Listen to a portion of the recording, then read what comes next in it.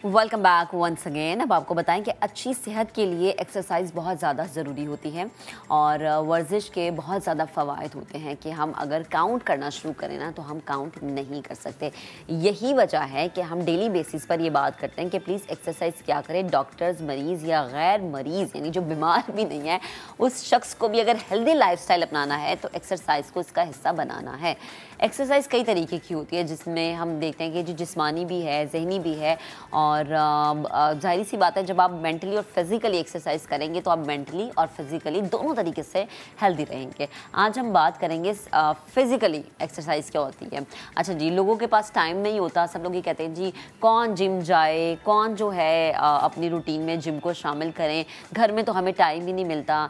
अब जब आपको घर में टाइम नहीं मिलता और आप इतनी फीसेस जो है वो पे नहीं कर सकते, जिम की हो जाएं या फिर कहीं पर भी आप जाएं, तो आपने करना ये है कि हम आज आपके साथ कुछ टिप्स शेयर करेंगे। उन टिप्स को आपने अपनाना है ताकि आप फिजिकली फिट रहे। अब इस पर बात करने के लिए फिटनेस ट्रेनर ज़ैनब खाकानी इस वक्त हमें ज्वाइन कर चुकी हैं। उन्हें हम शामिल गुफ्तगू करते हैं। अस्सलाम वालेकुम ज़ैनब, गुड मॉर्निंग, कैसी हैं आप?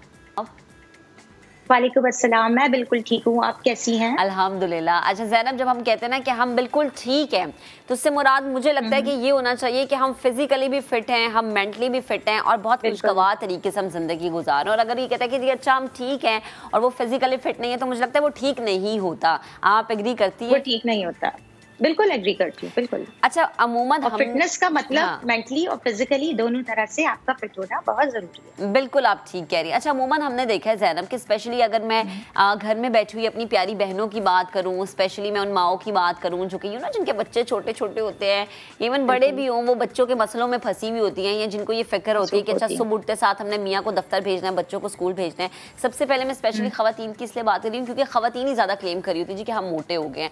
तो वो घर में रहते हुए जिम नहीं जाना चाह रही, जी टाइम नहीं मिल रहा, रूटीन सेट नहीं हो रही है कि जिम वो जाएं, तो किस तरह से वो क्या कर सकती हैं? क्या ऐसे टिप्स है कि भाई उनका जो बाहर निकला हुआ बेली है वो भी अंदर चला जाए? अगर शोल्डर थोड़े से हैवी है, थाइज हैवी है या फिर नहीं भी हैवी और आप वैसे भी अपने आप को फिजिकली फिट रखना चाह रहे हैं, तो क्या एक्सरसाइज कर सकते हैं घर में रहते हुए? एक्चुअली पता है क्या, सबसे पहली चीज होती है कि हम मौसम और दूसरी चीजों को ब्लेम कर रहे होते हैं कि हम इस वजह से एक्सरसाइज नहीं कर सकते।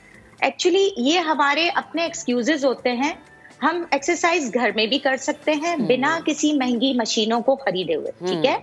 इवन के आप बिना, अगर आपके पास डंबल्स नहीं है, आप कोई बात नहीं है, आपके घर में पानी की बॉटल्स होती हैं, ठीक है, आप पानी की बॉटल से भी फुल बॉडी एक्सरसाइज कर सकते हैं। सबसे पहला काम होता है आपको अपने एक्सक्यूजेस पे ओवरकम होना, यानी आपने 10 मिनट खुद से फाइट करनी है कि 10 मिनट आप खुद से फाइट कर, लेकिन नहीं मैंने एक्सरसाइज करनी है, चाहे मौसम अंदर बाहर कैसा भी है, और अपने घरेलू काम को और अपनी जिम्मेदारियों को निभा के अपने लिए थोड़ा सा वक्त निकालना है। तो फिर आप ऑटोमेटिकली जब आप 10 मिनट अपने आप पे ये ओवरकम कर लेंगे ना कि मैंने एक्सरसाइज करनी, तो आगे के 20 मिनट यानी टोटल 30 मिनट आप आराम से अपने घर में फुल बॉडी एक्सरसाइज कर सकते हैं। सही। और उसके लिए बहुत ज्यादा इक्विपमेंट की जरूरत भी नहीं है। ठीक है।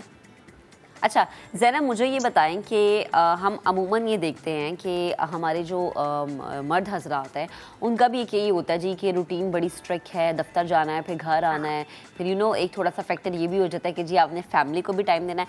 अच्छा, अब हमारी सोसाइटी में ना सिर्फ हमारी ख़वातीन बल्कि मर्द हजरात को भी ये कहना पड़ता है कि प्लीज़ अपने लिए टाइम निकालें। मैं तो अपने मियाँ को ये कहती हूँ कि प्लीज़ अपने लिए भले से 15 मिनट निकालें, लेकिन आप 15 मिनट वॉक ज़रूर करें, क्योंकि मैंने अपने इर्द गिर्द बहुत सारे ऐसे फिट लोग देखे हैं जो कि भले अर्ली मॉर्निंग उठे लेकिन उन्होंने 15 से 20 मिनट वॉक ज़रूर करनी है, रात को सोने से पहले 15 से 20 मिनट वॉक ज़रूर करनी है। तो आप अगर कोई हैवी एक्सरसाइज नहीं करना चाह रहे, वॉक करें या वॉक का ऐसा कॉम्बो बना ले जिसमें आप जॉगिंग कर रहे हैं, तेज चल रहे हैं, थोड़ी सी रनिंग कर रहे हैं, थोड़ी सी वॉक कर रहे हैं। अगर आप बिगिनर है ना, अगर आप बिगिनर हैं और आपको समझ नहीं आ रहा मैं एक्सरसाइज क्या करूं, तो बेहतर है कि आप वॉक से शुरू करें। अब वो वॉक ऐसी हो कि आपके पूरे हाथ पैर हिले और आपका heart rate up and down हो।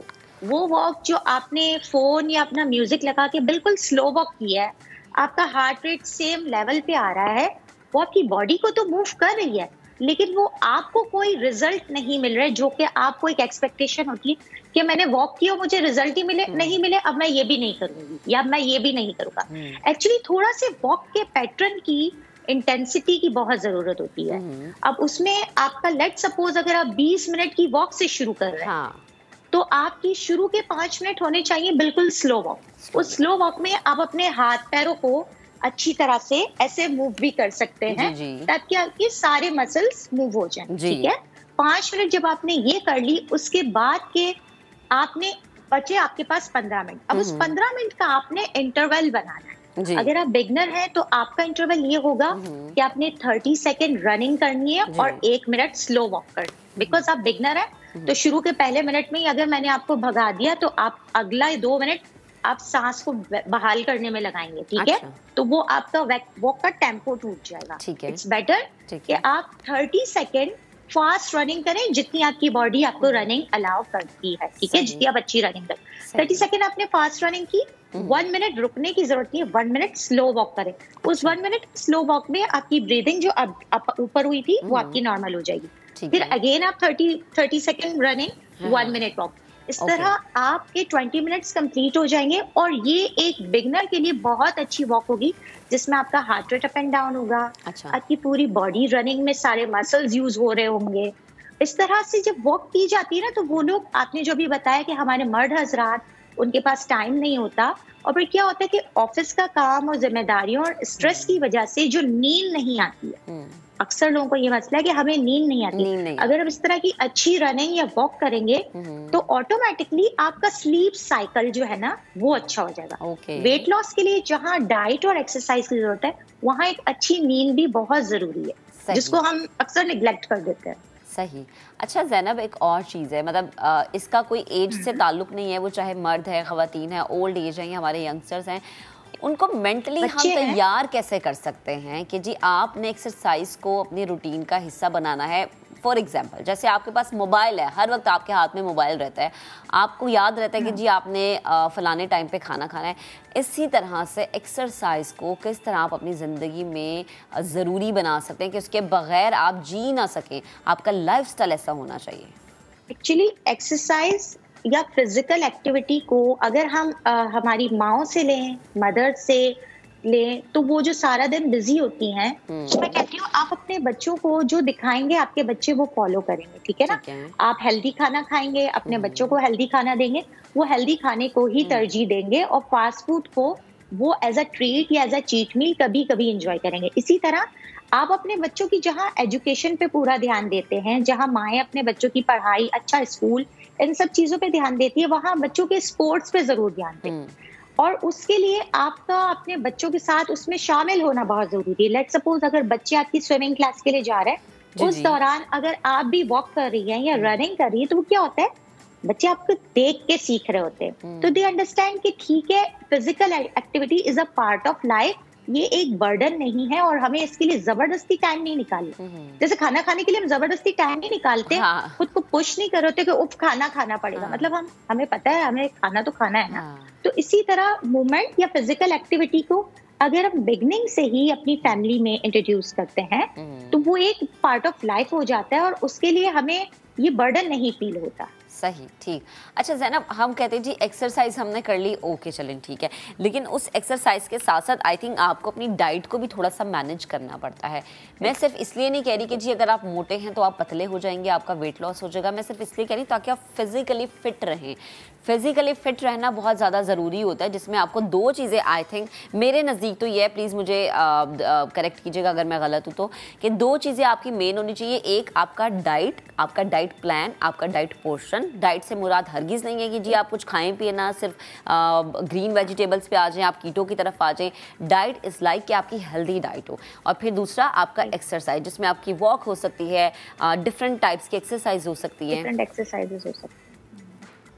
एक्चुअली डाइट का बहुत बड़ा रोल है। अब डाइट से जब हम डाइट प्लान की बात आती है तो अक्सर लोग कहते हैं कि मेरी जिंदगी से तो सारे रंग ही निकल जाएंगे, सारे जायके ही निकल जाएंगे अगर मैं डाइट पे। डाइट का मतलब ये नहीं है कि फीका और बद जायका या बोरिंग खाना, डाइट का हरगिज मतलब नहीं। एक दूसरी चीज आती है डाइट पे, खास करके मैं खवातीन के लिए इसलिए बात करी क्योंकि जाहिर है उन्होंने, अगर वो वर्किंग वुमेन है या हाउस वाइफ है, उन्होंने अपना घर, फैमिली सब कुछ लेके चलना होता है। तो समटाइम्स मेरे पास मोस्टली इंक्वायरीज जो फीमेल्स की आती है वो ये कह रही थी कि ज़रा प्लीज ऐसी डाइट देना कि हमें अलग से अपने लिए ना बनाना पड़े, बिकॉज हमारे पास टाइम नहीं होता। अच्छा। तो मैं कहती हूँ कि डाइट का मतलब ये नहीं है कि बड़े महंगे ग्रोसरी स्टोर पर जाएं और महंगी महंगी ग्रोसरीज खरीदें और घर वालों की हांडी अलग बनाएं और अपना खाना अलग। एक्चुअली जो हमारा लोकल पाकिस्तानी फूड है वो बहुत अच्छा है, और जो लोकल फूड जो लोकली किसी भी इलाके में ग्रो होता है ना, उसके न्यूट्रिएंट वैल्यूज बहुत अच्छे होते हैं, बजाय उस फ्रूट के जो कि बाहर से ट्रैवल करके आ रहा होता है। वो जब तक ट्रैवलिंग टाइम में जब तक वो आपके पास पहुंचता है, उसकी न्यूट्रिएंट वैल्यूज खुद ब खुद थोड़े कम हो जाते हैं। तो जो आपके पास घर में है आप वो ही खाएं, बस उसमें ये है कि आपने उसको समझदारी से खाना है। पराठा खाना कोई बुरी बात नहीं है, आप एक छोटा सा पराठा खा सकते हैं सुबह मॉर्निंग में, क्योंकि आपने सारा दिन भागदौड़ भी करनी है और एक्सरसाइज भी करनी है। बट उसमें आप बैलेंस इस तरह कर लें कि सुबह नाश्ता आपका अच्छा होना चाहिए, चाहे आपका पराठा हो, चाहे आपके ओट्स हो, चाहे दलिया हो, पराठा हो, उसके साथ कोई प्रोटीन होना चाहिए, यानी कि आप एग्स ले सकते हैं या चिकन ले सकते हैं उसके साथ। अगर आपका एक अच्छा नाश्ता हो गया तो ऑटोमेटिकली आपको बार बार जो भूख लग रही होती है हर थोड़ी देर बाद चलते फिरते जो आप खा रहे होते हैं वो नहीं खाएंगे। हम मिस्टेक ये करते हैं कि नाश्ता छोटा सा ले लिया और नाश्ते से लंच के बीच में जो भूख लगी तो फिर जो हाथ आया वो खा लिया। सही। तो मिस्टेक उन चीजों से होती है जो बीच में हम मंचिंग रॉन्ग कर लेते हैं। इट्स बेटर कि तीनों वक्त के खाने को प्रॉपरली खा लें। जब आप ऑटोमेटिक ब्रेकफास्ट अच्छा लेंगे, आप बीच में मंचिंग नहीं करेंगे, और इसी तरह आपका जो लंच होगा उसमें फर्स्ट पहली कोशिश करें कि ताजी सब्जियां, अगर आप कुक करके पका के खा रहे हैं, जरूरी नहीं है सलाद, डाइट का मतलब है आप पूरा सलाद का बॉल खा लें। सैलेड बॉल डेली खा खा के भी लोग बोर हो जाते हैं। आप कुक वेजिटेबल्स भी खा सकते हैं, आप स्टीम वेजिटेबल भी खा सकते हैं। कोशिश करें कि आपका लंच में वेजिटेबल ज्यादा हो। कार्ब्स बनिस्बत ब्रेकफास्ट में अगर आपने कार्ब ज्यादा लिया है तो बनिस्बत ब्रेकफास्ट के आपके लंच में कार्ब्स का रेशियो कम हो और प्रोटीन लाजमी होना चाहिए। यानी आपको अपने तीनों टाइम के मील को मैनेज करना है कि जी उसके अंदर क्या जरूरी है, आपके ब्रेकफास्ट में क्या जरूरी है, लंच में क्या जरूरी है और डिनर में क्या जरूरी है। बेहद शुक्रिया ज़ैनब, आप हमारे साथ मौजूद थी। तो अपनी जिंदगी को उस पैटर्न पर लेकर जाएं कि आप जब कभी पीछे मुड़ के देखें तो आपको पता चले कि हाँ, मैंने और मेरी वजह से मेरे बच्चों ने एक हेल्दी लाइफस्टाइल अपनाया हुआ है।